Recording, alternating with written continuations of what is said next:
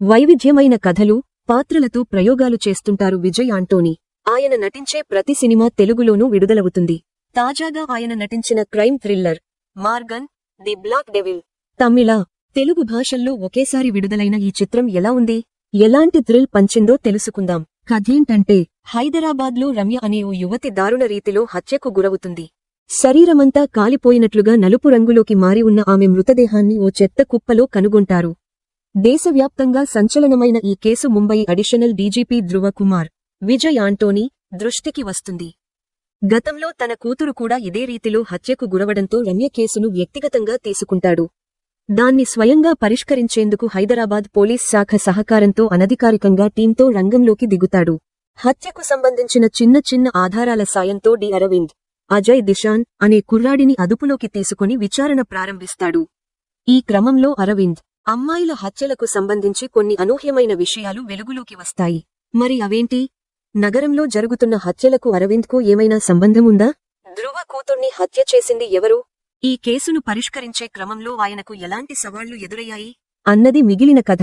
Crime thriller సినిమాలన్నీ ఒకే పంథాలో సాగుతుంటాయి. ఒకే రీతిలో జరిగే హత్యలు, వాటి వెనుక ఓ ముసుగు వ్యక్తి ఉండటం, అతన్ని పట్టుకునేందుకు హీరో చేసే ప్రయాణం, ఈ క్రమంలో తన తెలివితేటలతో అసలు నేరస్తుణ్ణి పట్టుకోవడం. ఈ చిత్రం ఆరంభమైన తీరు చూస్తే ఇది కూడా దాదాపు అదే పంథాలో సాగుతుందని అర్థమవుతుంది. టైటిల్ కార్డ్స్ పడకముందే రమ్య హత్య ఎపిసోడ్తో కథలో సీరియస్నెస్ ఏంటో క్లారిటీ ఇచ్చేశాడు దర్శకుడు. కథానాయకుడు ఇలా కేసు టేకప్ చేయగానే తన వద్ద ఉన్న ఆధారాలతో అరవింద్ను అనుమానితుడిగా గుర్తించి తక్కువ విచారణకు తీసుకొచ్చేయడం చూస్తే ఈ కేసు ఇంత తేలికగా ఓ కొలిక్కి వచ్చేసిందా అనే ఫీలింగ్ కలుగుతుంది. కానీ అక్కడి నుంచి కథలోని కొత్త కోణం బయటకి వస్తుంది. ఇది రెగ్యులర్ క్రైమ్ థ్రిల్లర్ పంథాలో సాగే కథ కాదని అర్థమవుతుంది. విచారణ క్రమంలో అరవింద్ పాత్రలోని అసాధారణ శక్తి సామర్థ్యాల గురించి హీరోకి అర్థమవడం, ఈ క్రమంలో అతను తన గతాన్ని పరిచయం చేయడం కథను ఆసక్తికరంగా మారుస్తాయి. అయితే ఈ క్రమంలో బయటపడే కొన్ని అంశాలు, అప్పటిదాకా జరిగిన హత్యలతో అరవింద్కు సంబంధం ఉన్నట్లు అనిపించిన ఇంటర్వెల్కు వచ్చేసరికి దీనిపై అటు హీరోకి ఇటు ప్రేక్షకులకు ఓ స్పష్టత వచ్చేస్తుంది. అది ద్వితీయార్ధంపై ఆసక్తిని రెట్టింపు చేస్తుంది. విరామ ఘట్టం పంచిన థ్రిల్కు తగ్గట్లుగానే ద్వితీయార్ధం కూడా రసవత్తరంగానే మొదలవుతుంది. కానీ హీరో ఇన్వెస్టిగేషన్ ప్రాసెస్ ఊపందుకున్నప్పటి నుంచి కథలో వేగం మందగిస్తుంది. ముఖ్యంగా కథకు కీలకమైన హీరో ఫ్లాష్బ్యాక్ ఎపిసోడ్ అంత ప్రభావవంతంగా అనిపించదు. అలాగే అతను కేసు విషయంలో సొంత తెలివితేటలపై ఆధారపడకుండా పూర్తిగా అరవింద్ శక్తి సామర్థ్యాల్ని నమ్ముకుని ముందుకెళ్లడం వల్ల థ్రిల్ పంచాల్సిన ఇన్వెస్టిగేషన్ ప్రాసెస్ వీక్గా మారిపోయిన అనుభూతి కలుగుతుంది.